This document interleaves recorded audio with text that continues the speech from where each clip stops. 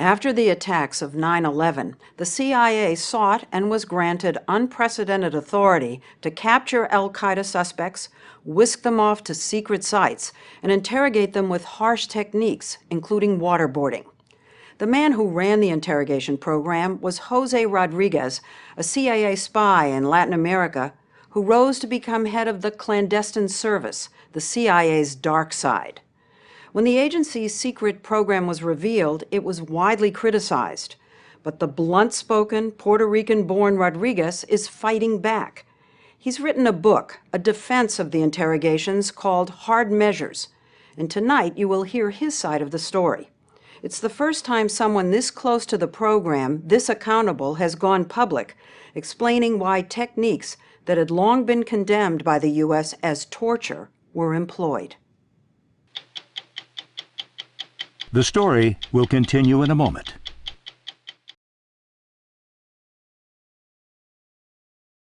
For the first time in our history, we had an enemy come into our homeland and kill 3,000 people. I mean, that was a huge deal. People jumping from the towers to their death, the people running away from the cloud of dust, terrified out of their mind. This was a threat, and we had to throw everything at it. Which is why Jose Rodriguez says that when he ran the CIA's Counterterrorist Center, he came up with the idea of employing harsh interrogation techniques. And 10 years later, he feels he still has to justify their use. You had no qualms. We used to consider some of them war crimes. We made some al-Qaeda terrorists with American blood on their hands uncomfortable for a few days, but we did the right thing for the right reason. And the right reason was to protect the homeland and to protect American lives. So, yes, I had no qualms. Rodriguez spent 31 years in the CIA's clandestine service, where spies are revered as fighter jocks. He rose through the ranks, eventually running covert operations as head of the Latin America division. When al-Qaeda struck on 9/11, he had had no experience in counterterrorism or the Middle East, but he wanted in on the war on terror and went to the CIA's Counterterrorist Center, where the main objective was to stop another attack on the U.S. homeland. We were flooded with intelligence about an imminent attack, that al-Qaeda had an anthrax program, and that they were planning to use it against us, and that they were seeking nuclear materials to use in some type of nuclear weapon. So we were facing a ticking time bomb situation, and we were very concerned. So you were getting pressure from Congress and the White House to take the gloves off. Did you go to the dark side? Well, the dark side, that's what we do. You are the dark side. We are the dark side, yes. His first big operation came after the capture of a Palestinian, thought then to have high-level al-Qaeda connections, named Abu Zubaydah. When he was taken prisoner in Pakistan in the spring of 2002, Abu Zubaydah was badly injured in a firefight. He actually was on the verge of dying. I mean, we brought in a surgeon from the U.S. to help him out. You brought in a top-rate surgeon, yes, from Johns Hopkins. Yes, the best that we could find. You save him so you can squeeze everything out of his brain that you can. So we could elicit intelligence that would allow us to keep our country safe. So we took him to a black site. Black Site. It was the first of several secret interrogation centers around the world. Abu Zubaydah was still recovering from his gunshot wounds when the interrogation began. When you start the interrogation, it's both the CIA and the FBI, right? Correct. This was our prisoner, our site, meaning CIA? Our show, CIA, yeah. But we had invited the FBI to come along. Now there's a big dispute over which agency got more information and more valuable information. At first, FBI interrogators used their standard interviewing techniques with no coercion, and Abu Zubaydah cooperated, giving tips and leads. But after he regains his strength, he stopped talking. And then he just shuts down? Is that what happened? He shuts down. But the FBI's lead interrogator says he didn't shut down. And he argued at the time that they should continue with the FBI's traditional methods of questioning. Rodriguez, though, heard the ticking time bomb and felt a sense of urgency. If there was going to be another attack against the U.S., we would have blood in our hands because we would not have been able to extract that information from him. So we started to talk about an alternative set of interrogation procedures. So you're the one who went looking for something to break this guy. Yes, and let me tell you something, because years later, the 9/11 Commission accused or said that 9/11 was a failure of imagination. Well, there was no lack of imagination on the part of the CIA in June 2002. We were looking for different ways of doing this. His search led him to a former military psychologist who had helped train American soldiers in how to resist torture if they were captured. The psychologist adapted the brutal tactics of our Cold War adversaries into what the CIA called enhanced interrogation techniques. A team of interrogators, about 6 of them, was given a 2-week training course.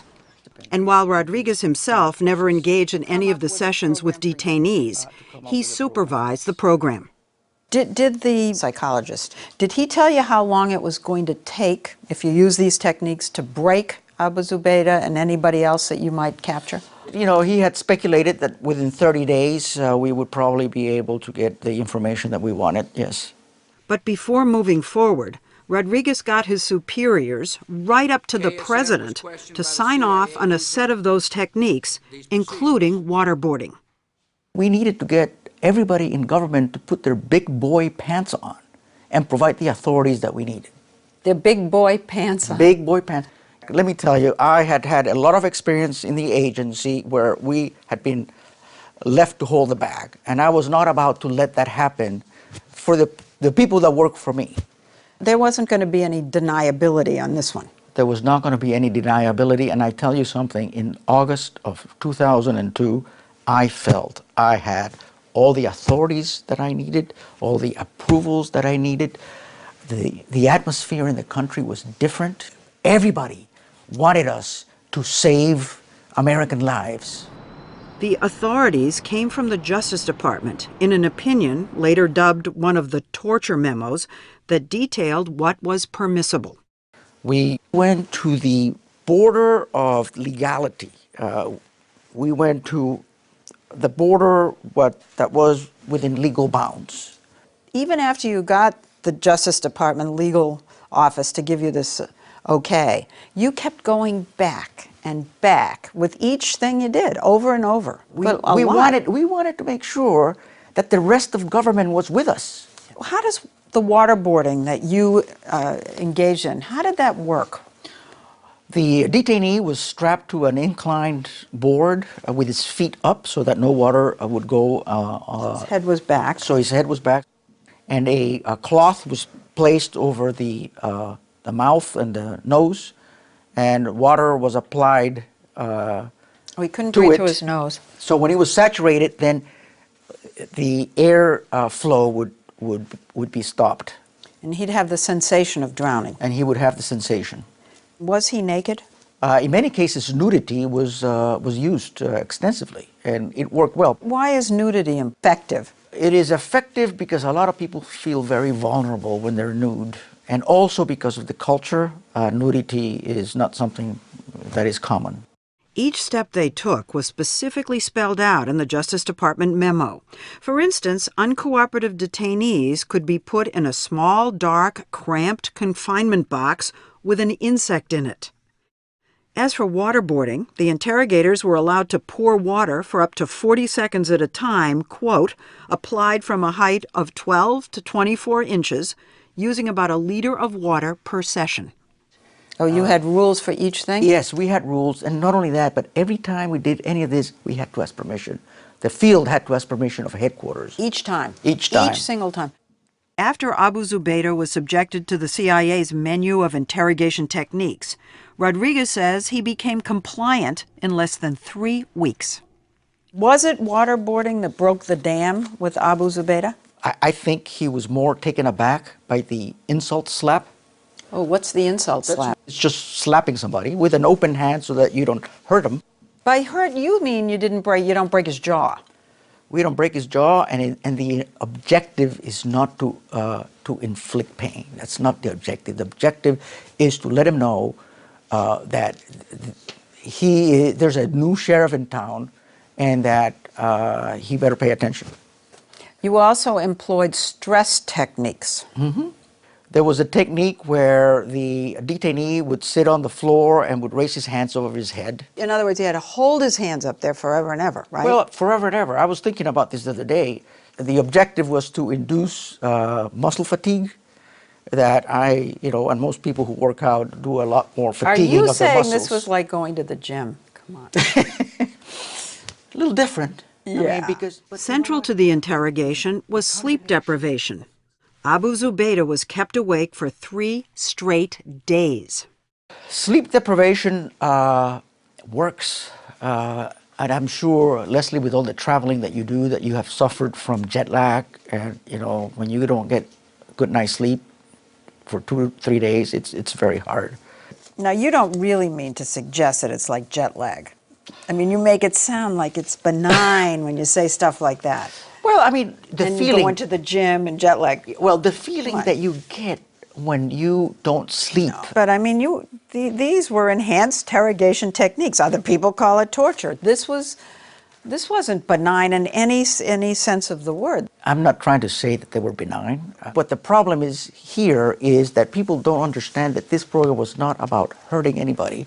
This program was about instilling a sense of hopelessness and despair on the terrorist, on the detainee, so that he would conclude on his own that he was better off cooperating with us.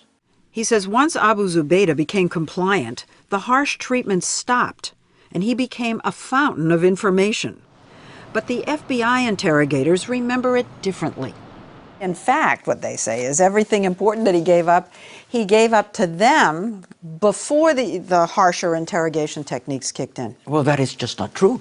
It is not true. Well, now they say that. You say it's not true. What am I supposed to think? I don't know.